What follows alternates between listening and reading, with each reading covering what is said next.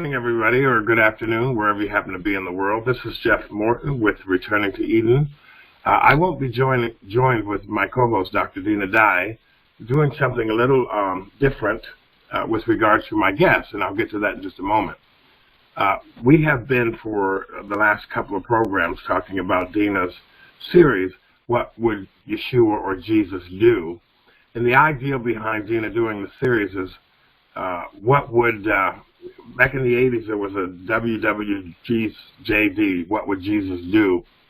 Or what would Jesus do? But Dinah put a little twang on that when she did the series. It's a 10-part series, and I'll explain how you can go watch that.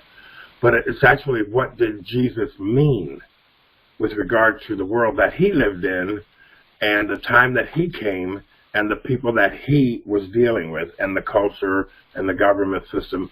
So there's a completely different concept, several in fact, going on that we in the Christian world, we don't have that understanding. We have a Western exegesis, hermeneutic, translated, blah, blah, blah, blah, blah thing that takes us away from the actual authority of what was happening at that time. And that's what was her motivation as a Jewish woman to do the series. Now, a few years ago, I met a person who lived in Ireland, and he's going to be my guest. He's actually standing by. His name is Damien Foran. He'll have to correct me on how to say it correctly. But Damien, you are returning to Eden this morning. I've asked you to come on because you've actually been following Dinah's teaching, and you've watched the series, if I'm not mistaken, correct? I have indeed, Jeff, and it's a fantastic series. Really enjoyed it. Well, welcome to Returning to Eden. I'm glad to have you here, so thank you very much for taking the time. Thanks, sir. Thank you. It's my pleasure. Why don't we start by, you and I met each other in social media, and we've kind of followed each other around for a couple of years now. But when I found out that you were watching the series, in fact, you sent me some kind of note telling me how excited you were about it, and I thought, well, geez, why don't you come on and tell our audience that? Yeah. Why don't we start with a little bit about you? Now, you live in Dublin, Ireland, is that correct? I do, Jeff. I live in Dublin, Ireland, and I was brought up as a Catholic in Ireland. And I remember when I was in school, I think it was about 10, 11 years old, I was given the Gideon's Bible, a New Testament. And in Ireland, you don't tend to study religion. You don't read your holy book as such. You're just told to, you go to church, you go to Mass. As a Catholic, I was brought up a Catholic, and you don't question it. But when I was given the Gideon's New Testament, I read it, and it was incredible. And but I have to point my finger to my mother, because from a very young age, she used to tell us the biblical stories. And I used to think, oh, this is incredible, the story of Noah and, Moses, amazing. And so I've always had a very inquisitive mind, but especially when I read the New Testament that Gideon's gave me, I kind of from a young age wanted to be a Catholic priest. And so I was always kind of pursuing it and reading scripture and reading all these different books on, that the Catholic Church had out there. And so it basically started that way. So I've been probably studying away maybe 25 years, I'd say. And then, of course, I was in Orlando, and this is back in 2010, and there was a Messianic conference on, and I just walked in, and it was just mind-blowing, because I could never understand why the Sabbath was frowned upon. That one commandment there always mystified me. So that's pretty much been my journey, and basically the Torah found me, and I found the Torah, and it's just been one step after another, just constantly pushing in and trying to read as much and learn as much as I can. And I have a totally different understanding than what I used to have, where I don't see it as a religion anymore. I see it as a worldwide concept of a king. And I think I said to you before, I see it as when you need three things. You need the land. Kings live in palaces or castles, temples as such. And, so the land is Israel, the king is Yeshua, Jesus. And I see the temple now in a totally different light. It's quite amazing what Dr. Dye has brought. It's just incredible, the insights that it's brought to me, especially in the last few years, reading her books. And this new series is just fantastic. It really is. Well, now Dinah has said this a couple of times. People in Europe, you had the monarchy, so you would understand more of the government systems prior to the Catholic Church becoming a church system, if you will. But you would understand better the king and the court and the subjects, because Ireland and England and all of Europe has been pretty much predominantly a monarchy with that kind of mindset, which we in the West, we don't have that kind of concept. But I think you would also agree that you were able to see more of the government construction, the covenant construction, I should say, of how the kingdom of God operates as a result of, you probably see it better than most. Would I be right to say that? Yeah, there's lots of things that you can see in it that make so much more sense when you listen to, what would Jesus or what did Yeshua mean, because it just brings it back into the understanding that they would have had in the ancient world. And of course, you're right, especially the English, the British crown and royalty, they brought that system of lordship with them. And so, yeah, we do, I suppose, in a way, have a good understanding of it. But also, because as an adopted person, I understand the spirit of adoption as well, which just adds another piece to the puzzle. It's fantastic the way God will operate and in your life with stuff that happens to you, and you'll be chewing over these different concepts. So I get it, I understand it. But yeah, I'm seeing the scriptures in a totally different light than what I used to see it. It's certainly not a religious book, and it's certainly more exciting than people realize. And that's the sad thing in Ireland, because in Ireland, when you're brought up in religious circles, you're not, as I said before, you don't question it. And then if you question it, it's like the same with politics. You can't question politics. You can't question, you don't talk about it. And you'd always get into an argument with somebody if you spoke about it. But these are the things we need to speak about. We need to understand these things. And I'm glad I did. And Jeff, I read hundreds of books going back over the years. And I probably listened to thousands of hours of lectures. And when I walked in and got the concept of the Torah back in 2010, everything I learned, I realized I have to relearn. Because, okay, you gain so much from what you learned over the years from reading and studying. But then when you understand the Torah, and it's the real nuts and bolts, and then the concept of kingdom, it's the real nuts and bolts of what Messiah Yeshua was really doing and who he is. And but it's wonderful to see all these different concepts of mountains and what the mountain means to the ancient world, and the way that God will speak from the mountain. Of course, God spoke to Israel on Mount Sinai, and it's a wonderful journey. You're just constantly learning. There's so much to learn, and it's overwhelming, I suppose, in some ways, to get your head around it. Especially when you come from a religious background that doesn't teach on these areas.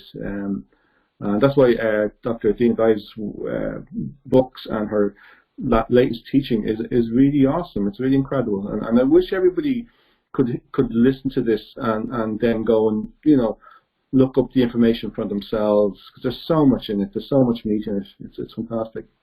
Well, now you have had your own trouble over there in Ireland, because you decided to reconnect the Bible to the country, the history of Israel, and the Hebrew mentality behind it. I had a website called Restoring the Gospel to the Torah and the Torah to the Gospel. Mm-hmm. And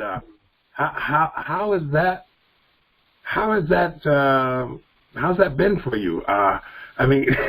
We jump out of the gate and we start talking all this Jewish stuff. Doesn't go over very well, does it? Tell us about that experience. Sure, Jeff. You're right, actually. It doesn't go over very well. I was on a YouTube channel there recently, and I don't like to get into arguments or debates, but I pull up a couple of messages, and I was just eaten alive. And you can't reason with a lot of people because they haven't done the research. And when as soon as you pull up a comment pointing out that Jesus is Jewish, oh, that's it, you're a Zionist, and you're just eaten alive, you're attacked. And it's a shame, because unfortunately there is a huge amount of anti-Semitism here in Ireland, and it can kind of be brought back to the conflict that happened in Northern Ireland. And there's a huge disinformation out there, because people don't really go and check it for themselves and look up the facts and the history of the land and what's really happening. But to keep in the context of the scriptures, I mean, the whole thing is Jewish. And I mean, God is working through the Jewish people.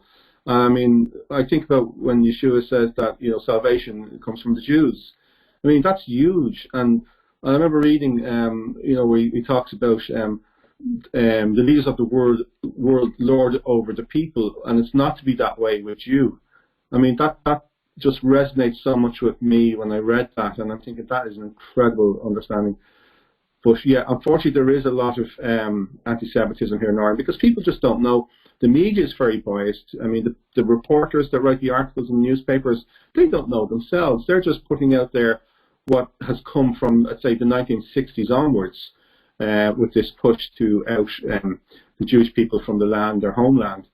So, yeah, they're very biased. And there's some historians there. There's one that recently passed away, Robert Fisk, just passed away. His material was extremely anti-Semitic. And for a guy who's a historian, I mean, I don't understand people like this. They're very well educated. They're very smart people, but they get it wrong. No, they don't get it right. But for people like ourselves who just constantly pushing into the scriptures and trying to understand, you can't take away the Jewish people from the land of Israel, or vice versa. It's so immersed in God's plan for His kingdom, and it's all over the New Testament. How people can read it and then dismiss it and say that, well, they weren't real Jews and they weren't Jews. Of course they were. I mean, this was a debate I was having with there was two people debating me back, and it's very hard to get through to some people, Jeff. It really is, and it's a pity. I like to talk to people. You mentioned, we were talking earlier, and you talked about how Yeshua becoming Israel, Israel becoming Yeshua or Jesus. The two are symbiotic, but the average Catholic, and certainly a lot of the Christian world, really have to get to a paradigm shift in the way they understand the Bible, because we've had 1,800 years of indoctrination of a story that was raised up through the church that discounted, in fact, disconnected itself from the Jewish people and what they were teaching. And without getting into all the difficulty there, we've lost a tremendous amount, a gigantic amount of the biblical story. And that's really why when I asked you to come on and do the show, you got excited, because that's the part that's missing in today's Christian world, is the excitement and the enthusiasm and the simplicity of understanding the King and the Kingdom. Why don't you, having watched Dinah's series, elaborate on some of the things that she expounded on that really meant a lot to you? What stood out in particular? Well, it was fascinating, and listen to the way, of course, when it goes through the genealogy at in Matthew, and Dina's basically comparing the Exodus of Moses and the Gospel of Matthew and how they shadow each other, and it's quite amazing. But I was blown away by the way, and I'd never seen it before, of the fact that there's the 5 women that are mentioned in the genealogy. I thought that's pretty amazing, because I associate 5 with the Torah, the 5 books of Torah as well. There's always another angle on it. I thought that was fantastic, and obviously the language that was used in the ancient world, of trees, and the king being a tree, and of course the king would be the strongest tree, and you cover his branches, cover his kingdom, and bear fruit and look after the people. That straight away, of course, you think of Messiah Yeshua as well, when he rose, and they thought he was a gardener. And again, that's ancient language, that's kingship language, that we're seeing, that Dr. Dinah is drawing out, because as she was putting across in her teaching, that in the ancient world, all the kings were gardeners, and that was their pastime. But we missed that because we don't understand the ancient history. And I thought that's really incredible. That's amazing. So the writer obviously knew this when when they were writing in that context. But yeah, there's a lot of fascinating areas that she draws out, especially with the mountain and cast this mountain into the sea, and and what mountain stood for in the ancient worlds, with the because the kings or the gods in the ancient world, they thought they lived in the mountains and the cosmic space, the cosmic mountain, and of course God has his sacred space. He chose that system that the ancient world had back then for his temple and his holy space, which I think is just fascinating. I mean, the temple is so connected to everything in their world, and we don't understand that. And I think especially when people are brought up in religious circles, they don't get that concept. And I know certainly we don't, being brought up as Catholics. But Dinah explains that very, very well. And so I'd love more people to listen to this. And hopefully, people will, and they'll go out and they'll watch it and they'll research it and picks up the concepts that the ancient Near Eastern people used in describing the world that they lived in. But yeah, I mean, she has so much in it. There's so much meat in her episodes, 10 episodes, and it really is terrific. I'm trying to think now of anything else offhand. Well, there's several. What I found, and I've kind of discovered this through Dinah, but others as well. Yeah. The academic world has spent years researching this information. And when you're talking to a scholar who spent years understanding that the word garden meant king in the ancient world, the word mountain meant the place of where the kings resided, not necessarily a high mountain. Seas meant, people, giant nations, and when you begin to understand that, when you begin to see what they've brought forward through the information that has now been revealed to us, that the paradigm shift becomes extraordinary, and you start understanding that what Jesus was doing, he's reestablishing the kingdom through Israel that would bring about redemption for the nations. And as king, when he was walking down the Via Dolorosa being crucified, that's a mock ceremony that would have been offered to the Caesars or any royal priest, if you will. And now you're beginning to realize that they were mocking him as being elevated to a kingship situation, even with the fact that they put a crown on him. The crown would have been, the same kind of crown that a Caesar would be adorned with once he was seated on the throne. And so now we see that the crucifixion event is really a gigantic mockery of a king being coronated. And yet, the reason he was offered up is to be just that, a king being coronated and a kingdom being established through the house of Israel. And he's here. The place of his presence is Jerusalem. And so when you begin to see all of this as based on and that's the other thing, when you're talking about this, Matthew didn't have to explain this to his audience. He didn't have to break this down. It would be like you and I having a conversation about computers or stop signs or electricity. You and I don't have to break that down for our audience. But in that world, when he used the word mountains, Matthew, when he talked about mountains, they knew he wasn't talking about a mountain. When it talks about the transfiguration, they know that it's talking about Moses on Mount Sinai. It's a replay of the Exodus story. When they talk about him coming up out of the water, it's a replay of Israel coming up out of the Red Sea, or the Dead Sea, if you will. So when you start making these parallels, you begin to see that the writer Matthew, is using the Exodus story to tell the story of Jesus, and they're parallel. They have no choice but to be parallel, because that's how the Bible is presented to us, through parallelisms and patterns. And so he's able to do that quite easily Because number one, he's Jewish. Number two, it's their history. And number three, they were commanded to take this information to the nations. I think you really get that. Yeah, I absolutely. As you said, the Bible is full of parallels. There's so many parallels from Genesis right through to Revelation, and it's all based on that process. And it's always as well, what I think Dinah was drawing out as well, is the way it's always the rich men, the King Herods, the Roman Empire that lorded over everybody. They haven't changed. It's still the same today. And what I love about Yeshua is he flips everything over on its head. And it's not to be that way with you. You're not to do it. And that is something that really strikes true to the heart of man, because that's the real problem, in my opinion. It's men's hearts are so hard, and they don't want. They love to lord it over other people. People love to brag and boast that they, to a point that they have more than somebody else, or that they got the better of somebody else. But his kingdom doesn't operate like that. We're supposed to have sympathy for the people that have less, and we're supposed to help everybody, help each other. Whoever wants to be greatest, to be the servants.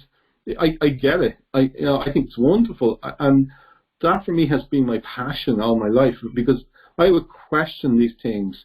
I remember questioning my mum when I was very small, and she didn't really have the answers back then, but it's over time and through pushing in and studying, and you start to realize, well, wow, I get it. And nothing has changed. It's always people with more money, with the bigger houses, the bigger cars, or whatnot, that think that they somehow are better than everybody else. But Yeshua just goes straight to the heart, and it's true what it says, that the Word of God is like a double-edged sword. It really is a double-edged sword, and it's to get to that point where people realize that, and especially here in Ireland, people need to wake up and stop demonizing the Jewish people. I mean, the whole scriptures are Jewish. The Messiah, I've said to people so many times, I'm blue in the face, Jeff, saying to them, Jesus is Jewish, because we talk about faith in him, but what about the faith of the Messiah? What was his faith? What did he teach? What did he do? When he says, I am the way, truth, and the life, what was he really saying? And so it's always that, understanding of the Torah and the Sermon on the Mount, and that's beautiful. Dinah was bringing that out as well. That's real kingship language, from teaching from the mountain on how to operate in the instructions in the Torah correctly. And I thought that was beautiful. And but that is the King that we worship, and it's very exciting. But I like to talk to people. Because of my job, I was always able to kind of, have chats with people. I met loads of wonderful people over the years, and I like a one-on-one conversation with people, especially in Ireland, because they don't hear this stuff. They don't get it. They don't get it from the newspapers. They don't get it from the TV. They don't get it from the religion. If you go to Catholic Mass, and no offense, I have nothing against Catholics. They don't know, and I'm not. They're fantastic people, but they get it like if they go to Mass for half an hour, and the sermon might last 5-10 minutes, but it doesn't go into the detail that people need to hear, understand what the kingdom is and the concept of the kingdom. And that's why I love this particular series, because I think it's, in my opinion, it's probably the best I've ever heard in a long, long time. And I'd like to thank Dinah very much for that, and I can't wait to see what she's going to do next. Should be good, I'm sure. She'll be glad to watch this and listen to your kind words of her. For me, it's kind of like when I got the download and I understood all of this, it was like the illumination of what the Bible is actually talking about. That it's not necessarily a religious book, but an instruction manual, if you will, on how to be a better citizen in the kingdom and to serve, to be in service to one another. That's really the heart of the story. Yeah. And also to be a part of the building of the kingdom here in the earth, with Jerusalem being the capital. When you start looking at this in the real world, you start seeing, my God, every nation on the planet follows this pattern. We just have the wrong concept of what being a king is all about. I loved how when Jesus or Yeshua came up out of the water, having been fully recognized as a high priest and king at that point, how he immediately attacked the religious leadership both in Israel with the fake high priests and also Rome, because he had the authority now to represent who he was, and he was not afraid to do it. There was no fear in him. And unfortunately, to be an offering, in order for the kingdom to be realized, that's the price he paid. And I sit here and I look at this and I go, oh my God, in this world today with the revisionist history, I consider a lot of Catholic teaching and Christian teaching revisionist history, which moves us away from what the Jewish people were teaching us through Yeshua, through Moses, through the house of Israel. And we're seeing the same thing play out today. I mean, you couldn't have said it any better when you say people watch the television and they're taught a certain thing, a certain way to think, a certain way to understand things, and all of it is not biblical. I mean, it's really not biblical, because we're supposed to be servants in the house of the Lord to our neighbors and to one another. And I think you've really got that. But you have a struggle over there. You're kind of lonely over there in Ireland. Talk a little bit about. Yeah, well, I'm a critical thinker, Jeff. I think about things and I question everything, and not everybody, would be like that. So there's certain sacred cows you just don't go near. Especially, I got involved with an evangelical church and for a few years, and then when I discovered the Torah, it was bye-bye. They didn't want me there anymore. And I went to the leadership and I went to the people and said, look, have you considered this? And they did want to know. And I was basically rang out of the place. And I know that was part of the process. And, I have no problem with that. But I was involved in a small Torah group there until recently. And because I questioned another sacred cow, they don't want me. So it is difficult. And you see, to me, that's how we learn. There's no harm in questioning. There's no harm in researching these things. I think there's a terrible lack of immaturity in people in general. And, that's what religion does. Religion keeps us divided. And, even within the Torah movement, and it's not very big here, it's quite small. It's a shame, because there's so few of us who get it, who understand the importance of the teaching instructions of our King.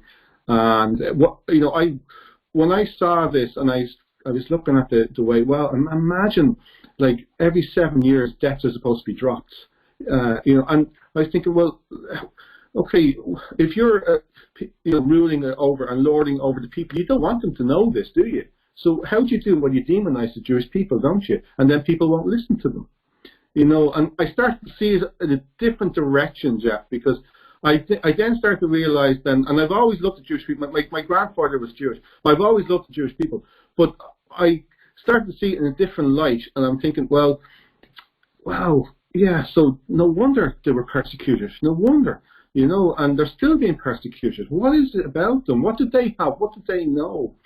They have the Torah. They kept the teaching instructions of our King. And okay, they may not have recognized him when he was here, but more and more of them. Most of them did. Yeah. That would have been demonized, because absolutely, I agree. Yeah. So yeah. I call it the simplest way, and I gotta say this because it's a pet peeve of mine. Yeah. It was the religious leadership that rejected him. I agree. People knew who he was. And that's a point that in the Christian mind and in the Catholic mind, all Jews rejected Jesus. Not true. That's not. The Bible is very clear about that. Yeah. So I had to step in and say that. No, I've got a little bit of time left, but I've got to get going. But anyway, to wrap us up, you were saying about the sacred cows and you don't have a large group of people over there. And I know one particular sacred cow that you're talking about. When I broached that conversation here in the States, man, it was like taking Jesus away from the church. I got vilified. But that's something, folks, if you want to know what we're talking about, get Dinah's series. You can go to Foundations in Torah and just look up the What Would Jesus or What Did Messiah Mean, and watch section 8 and 9, and you'll understand better what we're talking about. I'm not going to tell you anything more than that. I have. Okay, now, in the short minute or two that we have left, Damien, what would you like to say to Dinah and to her audience? Yeah, well, I just like to thank Dinah for her study and her pursuing of this particular area of the ancient Near Eastern understanding, because I was saying to somebody there recently as well, like I'm 53 years old, and sometimes I would meet people and work with people that might be 20 years old, and even that 30-year gap between me and them is enormous. So you can imagine what a 2,000-year gap is between us and what they meant back then, But I just want to say, Jeff, as well, that's where I was going with that conversation as well, because that's what people think. They think that the Jews rejected Jesus. They did not.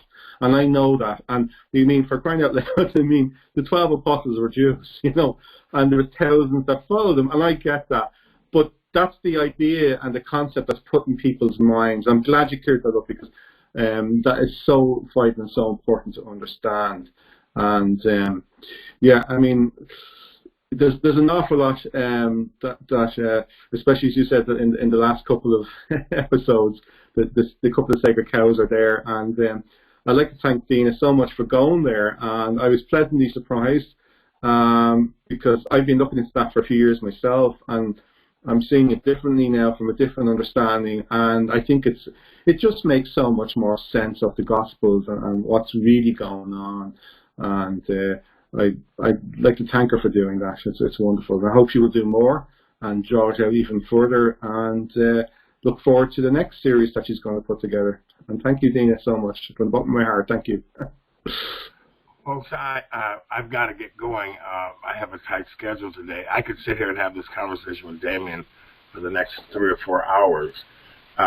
And I know a lot of you that might listen to this might not understand what we're talking about. And I would just encourage you to go to Dinah's website or listen to Returning to Eden, our podcast from the beginning, and just work your way through it.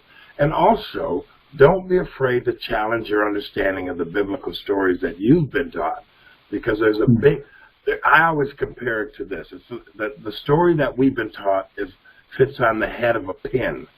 The story that is actually happening, it doesn't fit in the universe. And that's the difference. It's that big of a difference. And I really mean that. And we can't take that gigantic difference and turn it into a 30-minute revelation via the RT broadcast. And so, Damien, I really appreciate you taking the time to come and talk about the series. I encourage people, again, it's called What Did Yeshua Mean, or What Did Jesus Mean? You can go to Foundations in Torah. You can go to IsraelTVNetwork.com. The series is there. And the reason why I'm promoting it, and particularly to the Christian and Catholic world, is because I think the time is right, in step with the Spirit of God, for us to go back and challenge what we've learned for the last 1,800 years. And again, that's what Returning to Eden is all about. Damien, I'll give you the last word. Yeah, no, it's one of those series that I wish all the churches in Ireland, not just the evangelicals, but the Catholic Church, if they got a hold of it and started looking at these concepts, and they'd see it in a totally different light. And I thank God for people like Dinah and yourself, Jeff, for doing what you're doing. And it's time for me to step up and get myself out there more as well, because I just think that it's time. This needs to be heard, and this series is just absolutely fantastic. It really is, and hopefully more people will go out and watch it and learn more about the concepts in the scriptures. Thanks so much, Jeff. Appreciate everything. Okay, Damien, say your last name one more time. It's Damien Foran. Foran, okay. I didn't understand. Well, listen, I do want to thank you very much for taking this short time with me. I'll get this broadcast or edited, and we'll get it posted. And really, thank you. And keep studying, man, and keep sharing this. And I agree. We all have to step up. Part of the problem in our nations, yours and mine, is there's far too many people that are comfortable and not out here representing the king on the front line. Yeah. So I agree 100%. Anyway, folks, this is Damien Foran. He's in Dublin, Ireland, and he's excited about the series. And I think it's kind of cool that we got people on the other side of the world tracking with Dr. Dinah Dye. And I wanted him to come on and share his thoughts. So, Damien, thanks again. Have a blessed day. Thanks, sir. Thank you so much. All right. right, bye everybody. We'll catch you later. Thank you. Bye.